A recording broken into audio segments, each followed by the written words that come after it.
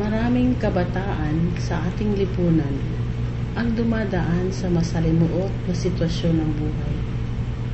Nangangailangan sila ng tulong at gabay sa mahabang lakbaying kanilang tinatahak.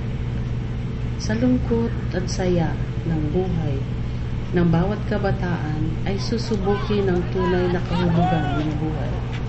Kaya sila ay dapat nagabayan at tulungan tungo sa magandang kinabukasan.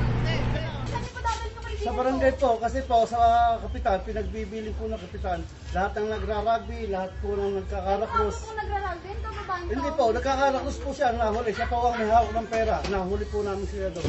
Ay, Sister Hermie, buti na lang pa nakita ko po kayo. Kanina ko po kapukit niya. Anong problemado ka? Ano bang problema? Ba't ka parang tangantang-tangantang? Naman sister, kasi nung po si Jamie po nahuli ko sa may karak sa labasan. Si Jenny! Nahuli! Opo, nahuli siya. Wala kang pakialam doon. Ano po sa Hermie? Magandang gabi din po. Hindi na po ako makikita sa sugalan.